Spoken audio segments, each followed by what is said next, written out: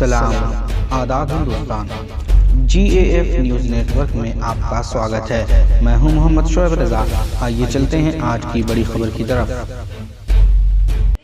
बिस्मिल्लाहिर्रहमानिर्रहीम। सलाम, आदाब हिंदुस्तान। हक है अल्लाह, सच है वल्लाह। आप सब यहाँ पे आए हो,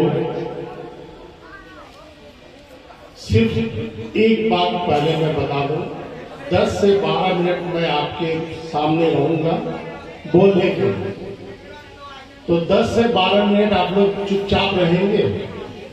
अच्छा, जितने लोग आप में से चुपचाप मेरी बात सुनेंगे हाथ ऊंचा कर दीजिए। ध्यान रखना, जिन लोगों ने हाथ ऊंचा किया है वो सिर्फ सुनेंगे, बोलेंगे नहीं, ठीक है। और जिन लोगों ने हाथ नीचे रखा है, इस भीड़ में मुझे दिखा कोई नहीं, सब ने हाथ ऊंचा रखा है। तो सब मेरी बात को ध्यान से सुनिएगा। और जो लोग ट्विटर यूज करते हैं, फेसबुक यूज करते हैं, व्हाट्सएप यूज करते हैं, सोशल मीडिया यूज करते हैं, उन सबसे गुजारिश है कि आप अपनी खबरों को, अपने प्रोग्राम को सोशल मीडिया पे ही शेयर किया कीजिए। कोई आस्कर भास्कर पत्रिका के चक्कर में मत रहिए। ये सब गोदी मीडिया वाले लोग हैं, ये आपकी खबरों को प्रकाशित नहीं करेंगे। आप कितना भी अच्छा काम कर लीजिए, ये आपकी खबरों को प्रकाशित नहीं करेंगे। इसलिए हमारे पास सोशल मीडिया की एक बड़ी ताकत है। हम इस बड़ी ताकत के जरिए जनता तक अपनी बात पहुंचाएंगे कि हम जो काम कर रहे हैं वो भारत में बड़ा काम कर रहे हैं। और भारत में जो नफरती चिंटियों ने और नफरतों के सौदागरों ने आज से चंद साल पहले जो भारत के विचारधारा को, सूफी संतों के विचारधारा को, ऋषि मुनियों के विचारधारा को खराब करने की कोशिश किया है, हम भारत के लोग उनको मुंह तोड़ जवाब देंगे और ये बताएंगे कि सारे जहां से अच्छा हिंदुस्तान हमारा, हम बुलबुले हैं इसकी, ये गुलसिता हमारा। इस देश में हिंदू भी रहेगा, इस देश में मुस्लिम भी रहेगा, इस देश में सिख भी रहेगा, इस देश में ईसाई भी रहेगा, जैनी भी रहेगा, पारसी भी रहेगा। क्योंकि सबके बाद हजरत आदम अलैहिस्सलाम ने जिस धरती को पसंद किया था, वो धरती भारत की धरती है, वो धरती हिंदुस्तान की धरती है, वो लैंड इंडिया लैंड है। तो हम सबके बाद हजरत आदम अलैहिस्सलाम है। हजरत आदम अलैहिस्सलाम की औलादें जब फैली तो उसमें से कुछ मुस्लिम हो गए, कुछ हिंदू हो गए, कुछ सिख हो गए, कुछ ईसाई हो गए, कुछ पारसी हो गए, कुछ जैनी हो गए, कुछ बौद्ध हो गए, कुछ क्या हो गए, कुछ क्या हो गए। हमें उससे मतलब नहीं। ये हिंदुस्तान कल भी हम सबका था, आज भी हम सबका है और कल भी हम सबका रहेगा। किसी की मां ने दूध नहीं पिलाया है, चाहे रंगा और बिल्ला अपनी कुर्सी पे बैठकर तरह तरह के कानून क्यों न बना ले। न इस देश से हिंदू जाने वाला, न इस देश से मुसलमान जाने वाला, न इस देश से सिख जाने वाला, न इस देश से ईसाई जाने वाला। इसलिए एक मुसलमान शायर ने कहा था, जिसको लोग बाल कहते हैं, कि सारे जहां से अच्छा हिंदुस्तान हमारा, हम बुलबुले हैं इसकी, ये गुलसिता हमारा। आज हमारे लिए जरूरत क्या है? हमारे लिए सबसे बड़ी जरूरत यह है कि देश में प्यार की गंगा रहे, इस मिशन पे काम करे। गौसे आजम फाउंडेशन के जो ऑब्जेक्टिव है उसमें से सबसे पहले हमने यही रखा है कि हम देश में प्यार की गंगा बहाएंगे।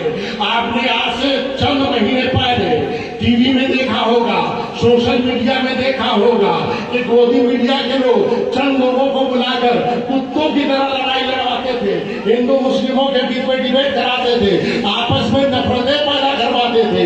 लेकिन जब गौसे आजम फाउंडेशन ने कमर कसा और शिकायत पर शिकायत का प्रशासन को पहुंचाना शुरू किया, सरकार ने पहुंचाना शुरू किया, राष्ट्रपति ने पहुंचाना शुरू किया, प्रधानमंत्री ने पहुंचाना शुरू किया, गृह मंत्री ने पहुंचाना शुरू किया, और राज्य के जो डीजीपी होते हैं उन तक पहुंचाना शुरू किया, पुलिस महानिदेशक ने पहुंचाना शुरू किया, जिला कलेक्टर ने पहुंचाना किया। तो 6000 से ज्यादा गौसे आजम फाउंडेशन ने ऐसे नफरतों के सौदागरों के खिलाफ जब शिकायत दर्ज किया, तो आज आप देखते होंगे टीवी में शांति बनी हुई है, सोशल मीडिया में शांति बनी हुई है, कोई किसी के खिलाफ बोलने से डर रहा है। वरना आपने देखा होगा एक अजीब हंगामा बर्पा कर रखा था, एक अजीब तमाशा बना रखा था। मिर्जा गालिब ने कहा था बाजी से अतफाल है दुनिया मेरे आगे, होता है शब और रोज तमाशा मेरे आगे। हिंदुस्तान को तमाशा बना दिया, और किसने बनाया हम और आप अच्छी तरह जानते हैं। एक का नाम रंगा है, दूसरे का नाम बिल्ला है। इन दोनों लोगों ने मिलकर, भाई ये दोनों गुजराती व्यापारियों ने मिलकर हमारे देश का जो माहौल खराब किया, उसमें से जो सूफी संतों का जो विचारधारा था, जो हमारे देश के ऋषि मुनियों का जो विचारधारा था, जो बौद्ध का विचारधारा था, जो महावीर का विचारधारा था, जो पैगंबर मोहम्मद सल्लल्लाहु अलैहि वसल्लम का विचारधारा था, जो ख्वाजा गरीब नवाज का विचारधारा था, जो सूफी अमीरुद्दीन नागौरी का विचारधारा था, उसको खत्म करने के लिए इन लोगों ने एड़ी चोटी का जोर लगाया। लेकिन जैसे ही गौसे आजम फाउंडेशन के सदस्यों को पता चला, गौसे आजम फाउंडेशन मैदान में उतरा, और उतरने के बाद वकीलों की एक टीम तैयार किया और कहा जो पैसा लगेगा गौसे आजम फाउंडेशन देगा। तुम्हें नफरतों की दीवारों को खत्म करना है, चाहे वो पैगंबर की शान में कोई बोले तो तुम्हें उठ खड़े होना है, चाहे ख्वाजा की शान में कोई बोले गुस्ताखी करे तुम उसके खिलाफ उठ जाओगे, कोई बाबा अम्बेडकर के खिलाफ बोले उनका अपमान करे तुम्हें उठ खड़े होना है, और नफरतों के सौदागरों पर कानूनी कार्रवाई करना है। सरकार को भी जगाना है, प्रशासन को भी जगाना है, और उनके उन्हें जेल की सलाखों के पीछे डालना ही डालना है। आप देखें आज कितने लोग जेल की सलाखों में है। एक अभी कमबख्ती का हमारा कालीचरण, हमने तो एकदम बचपने में कालीचरण एक मूवी देखा था, यूं मान के चले, हमें क्या पता था कि मेरे बुढ़ापे में कोई कालीचरण खतरनाक आदमी बनकर पैदा होगा जो महात्मा गांधी को जो आप शब्द बोलेगा। हमने एक्शन लिया, दुनिया ने एक्शन लिया, भारतवासियों ने एक्शन लिया, आज जेल की सलाखों के पीछे है। अब उसका अब ये मान के चले कि इसी तरह एक नरसिम्हानंद जो आतंकवादी है, जो भगवा आतंकवाद का चोला पहने हुआ है, उसको भी नहीं छोड़ना है। इसी तरीके से एक लक्ष्मी त्यागी बना है जो अभी जो है मुस्लिम से वो जो है गैर मुस्लिम बना है, अबे पाखंडी हो। ये तो ईमान की बात होती है, जिसको जो पसंद होता है वो उसे इख्तियार करता है। हमारे रब ने फरमाया कि चांदो सूरज का मालिक मैं हूँ, चांदो सूरज मालिक हमारा नहीं। तो जो चांदो सूरज का मालिक है हम उसकी इबादत करते हैं, इसलिए कहते हैं हक है अल्लाह, सच है अल्लाह, हक है अल्लाह, सच है अल्लाह, हक है अल्लाह, सच है अल्लाह। और जब हम अपने रब की इबादत करते हैं तो फिर इसमें सूर्य नमस्कार की कहाँ जरूरत आती है, चांद के नमस्कार की कहाँ जरूरत आती है, सितारों को नमस्कार करने की कहाँ जरूरत आती है। जिसने चांद को पैदा किया हम उसकी इबादत करेंगे, जिसने सूरज को पैदा किया हम उसकी इबादत करेंगे, जिसने पूरी कायनात को पैदा किया, जिसने हमारे साहब को पैदा किया हम उसकी इबादत करेंगे, जिसने डॉक्टर साहब को पैदा किया, जिसने अब्दुल लतीफ साहब को पैदा किया, जिसने आज जितने लोग हैं सबको पैदा किया, आपको पैदा किया, हम सिर्फ उसकी ही इबादत करेंगे। ये सर झुकेगा तो उसी की बारगाह में झुकेगा, और ये सर कटेगा तो उसी के लिए कटेगा, ये सर कटेगा तो उसी के लिए कटेगा। तो प्यारे मैं आपसे कहना चाहता हूँ कि देश में जो नफरतों के सौदागरों ने जो नफरतें फैलाई है, इसको कुचलने के लिए और नफरतों के सौदागरों के सर को कुचलने के लिए हमें और आपको सबको मिलजुल कर कांधे से कांधा मिलाकर खड़े होना पड़ेगा और इनको जवाब देना होगा। क्या आप सब मेरी बात से सहमत हैं? अगर सहमत हैं तो बोलिए हिंदुस्तान, हिंदुस्तान, हिंदुस्तान, हिंदुस्तान, हिंदुस्तान। क्या बात है, ये बात हुई हिंदुस्तान जिंदाबाद कल भी कहते थे, आज भी कहते हैं, जब तक दम में दम है तब तक हिंदुस्तान जिंदाबाद कहते रहेंगे। तो गौसे आजम फाउंडेशन एक चैरिटेबल ट्रस्ट है जो सरकार द्वारा मान्यता प्राप्त है, जिसका रजिस्ट्रेशन नंबर 09 जयपुर 2021 है। ये बहुत बड़े बड़े काम कर रहा है। 2 मिनट और आप सुन लीजिए, बहुत शांति से सुना मेरी बात को। 2 मिनट की बात और है, आपको मैं बता रहा हूं कि गौसे आजम फाउंडेशन भारत का एक ऐसा चैरिटेबल ट्रस्ट है जिसने कभी भी भेदभाव नहीं किया।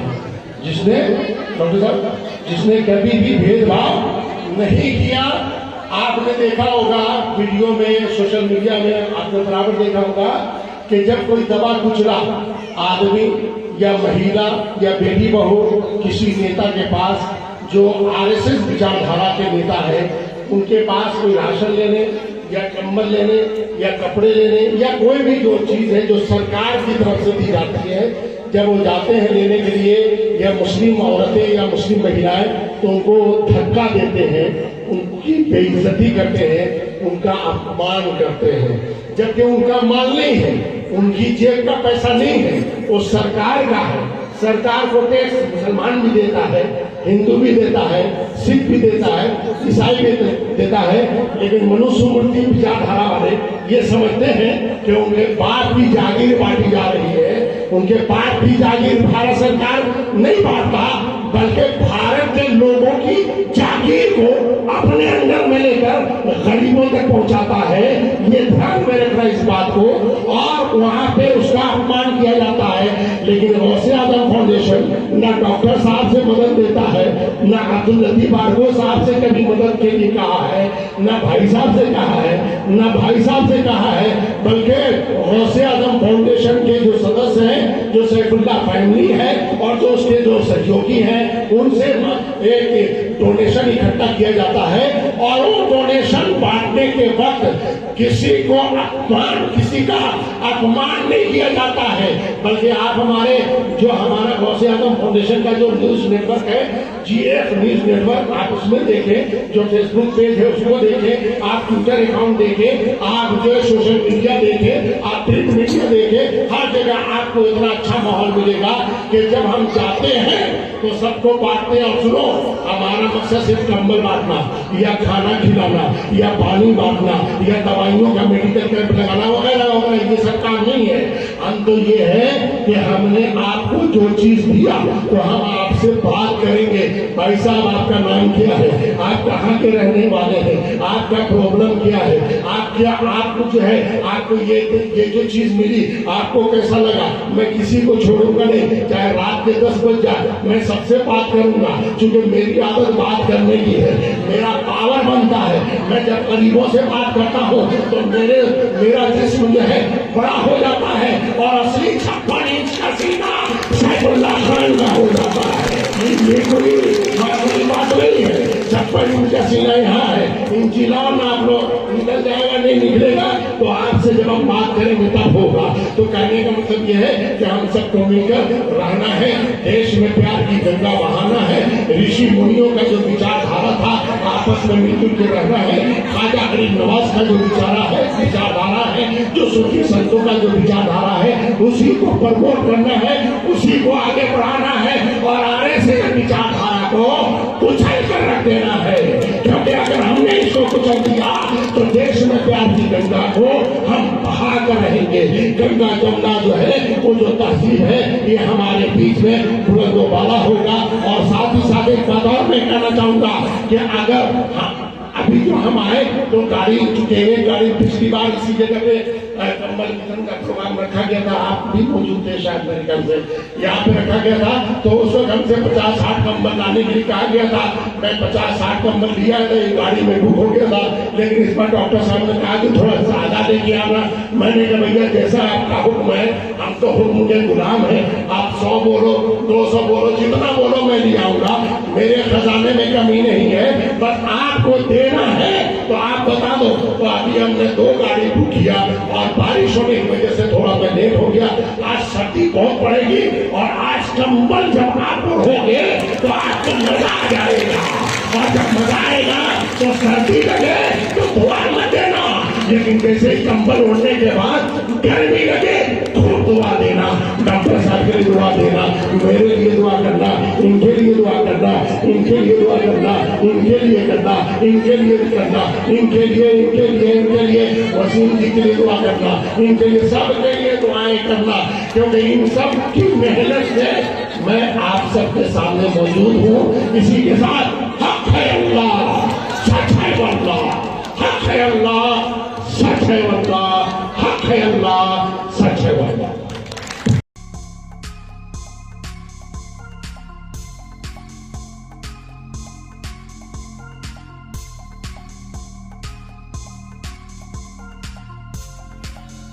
अगर आपको हमारा काम पसंद आए तो हमारी फाउंडेशन को डोनेट करें। बैंक की तफसील डिस्क्रिप्शन में दर्ज है।